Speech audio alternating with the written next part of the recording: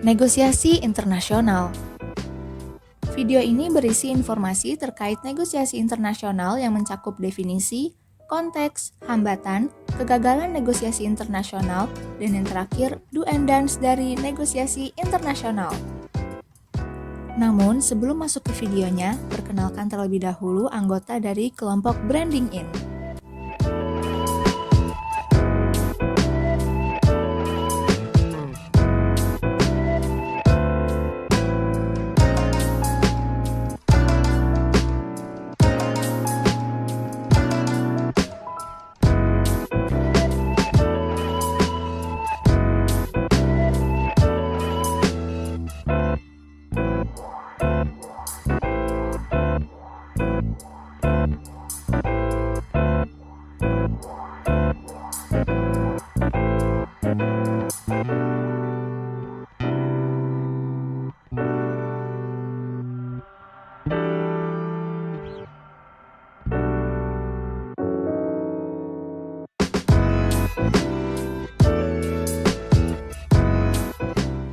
Selamat menonton!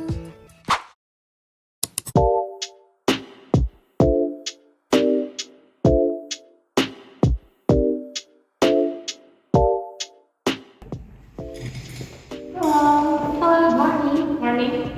This is Secretary.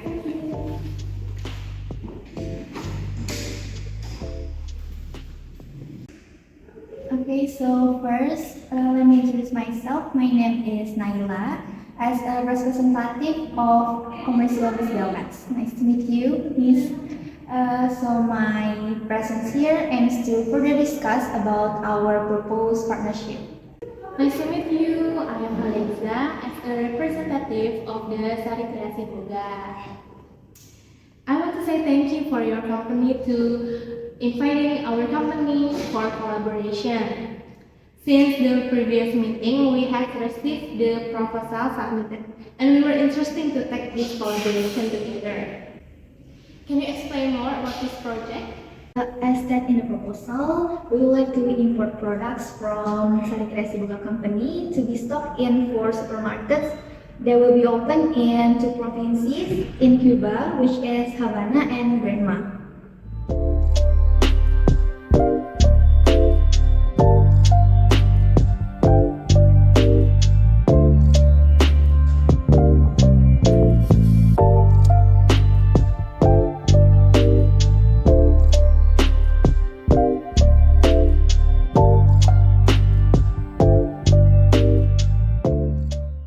Okay, our company is willing to take this project together. We will prepare a draft contract, including any features, samples, and more information about our company. Thank you so much for the opportunity.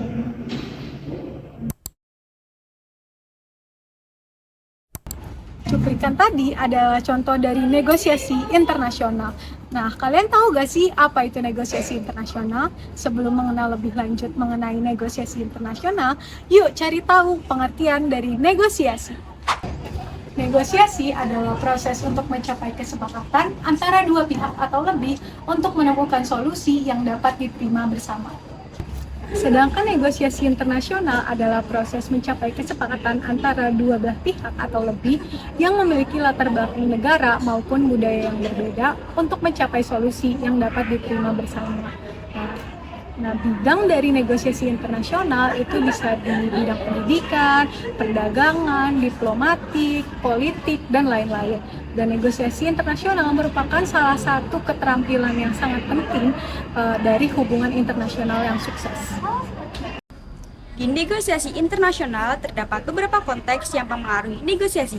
Yang pertama, konteks lingkungan, mengacu pada kekuatan di lingkungan yang berada di luar kendali dari salah satu pihak yang terlibat dalam negosiasi.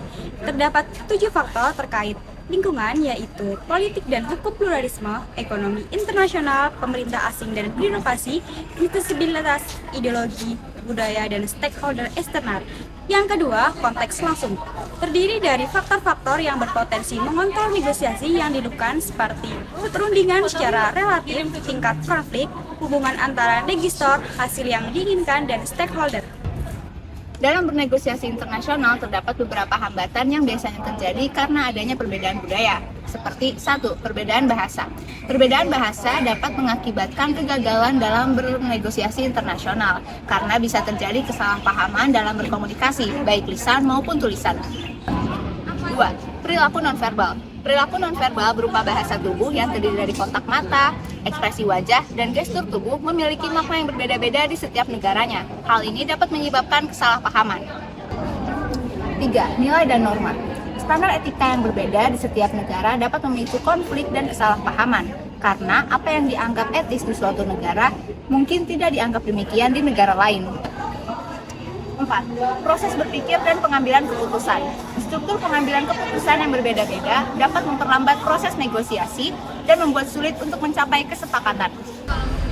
Dalam praktiknya, negosiasi internasional tidak selalu berakhir dengan baik.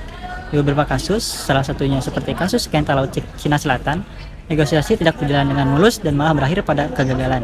Dalam kegagalan ini, Cina menunjukkan bahwa mereka tidak memiliki standar etika yang baik dalam melakukan negosiasi internasional. Hal ini ditunjukkan oleh perilaku Cina yang melakukan klaim sepihak atas keluasan pada wilayah Laut Cina Selatan. The negotiations have been underway. They are taking some time. They have reached the point, I think, of a first complete read-through of the Code of Conduct. But to negotiate and to settle the code, I believe, will take some time. The issues are not easy to resolve, and really, negotiating a code of conduct inevitably raises issues of what the ultimate outcomes are going to be. And therefore, because the ultimate answers are difficult, so too negotiating the code will take quite some time. Nah, kalian gak mau gagal kan dalam melakukan negosiasi internasional? Nah, sini-sini kita kasih tahu apa aja sih hal-hal yang perlu diperhatikan agar negosiasi internasional berjalan dan efektif. Yang pertama, memahami dan mempelajari budaya negara pihak lain. Dalam bernegosiasi internasional, kita perlu memahami dan mempelajari budaya negara pihak lain sebagai bentuk respek terhadap negara tersebut. Yang kedua, memperhatikan perbedaan waktu. Perbedaan waktu antar negara yang terlibat perlu diperhatikan agar dapat menentukan jadwal negosiasi yang tepat. Yang ketiga, memilih wilayah negosiasi yang fair jaraknya bagi setiap negara yang terlibat. Lokasi negosiasi juga perlu menjadi perhatian dalam bernegosiasi. Misalnya, jika negara Indonesia dan Amerika ingin bernegosiasi, maka pilihlah wilayah yang menjadi titik tengah antara kedua negara tersebut. Yang keempat, menguasai bahasa internasional dengan baik dan mudah dipahami. Okay, our company is willing to take this project together. We will prepare a draft contract, including sending pictures, samples, and more information about our company. Yang terakhir, yang kelima, memformalisasikan pertanyaan yang sederhana dan tidak bertele-tele. Apa benefit yang perusahaan kami bisa dapatkan dari proyek ini? Perusahaan kami bersedia untuk menjadi penghubung antara perusahaan Anda dengan pemerintah Kuba dalam hal kerjasama transfer teknologi jika perusahaan di Indonesia bersedia atau tertarik untuk mendirikan pabrik di Kuba. Tadi kan kalian udah tahu nih apa aja hal-hal yang harus dilakukan pada saat bernegosiasi internasional. Sekarang aku mau ngasih tahu apa aja hal-hal yang nggak boleh dilakukan pada saat bernegosiasi internasional. 1. Tidak memperhatikan budaya negara pihak lain. Hal penting dalam bernegosiasi internasional adalah memperhatikan budaya negara pihak lain. Jangan sampai kita menetapkan jadwal negosiasi di waktu yang bertetapan dengan hari raya atau hari libur di negara lain. 2. Berbicara terlalu cepat dan menggunakan aksen yang sulit dipahami. How are you can help me with my company? Pardon me, I don't understand you. Can you repeat again? Nah, saat bernegosiasi internasional, sudah pasti kita harus memperhatikan bahasa yang digunakan agar tidak membingungkan pihak lawan. Jika tidak memungkinkan, maka tunjuklah pihak ketiga seperti translator untuk menerjemahkan pesan yang ingin disampaikan. 3. Memotong pembicaraan pada saat bernegosiasi. Saya ingin memastikan bahwa pembicaraan ini telah mencakup pemasaran bersama dan Sudah pasti sih kalau perusahaan kita mencakup pemasaran bersama. Baik, hal itu saya mengerti. Namun apakah Nah, itu kan strategi sudah kita gunakan dan itu emang udah diimplementasikan dengan baik. Memotong pembicaraan saat bernegosiasi dapat mengakibatkan proses negosiasi yang gagal. Maka dari itu, kita harus bisa mendengarkan dengan baik hingga perkataannya selesai. 4. Memandang sebuah isu dari perspektif budaya sendiri.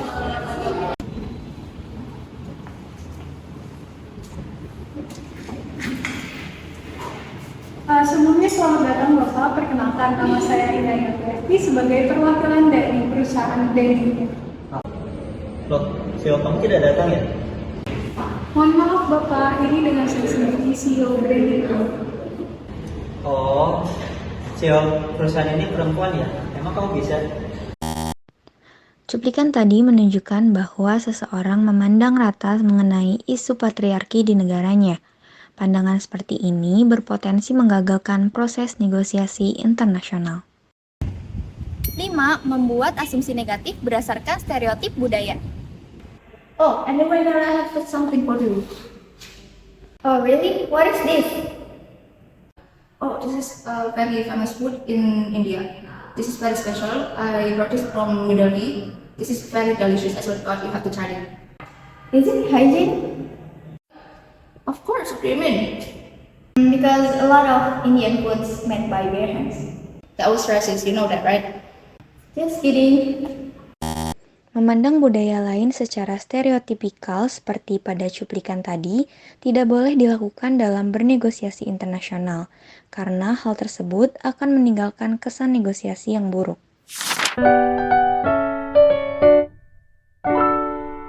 Nah, itu dia video edukasi mengenai negosiasi internasional. Semoga video ini dapat menambah pengetahuan kalian dalam materi negosiasi internasional.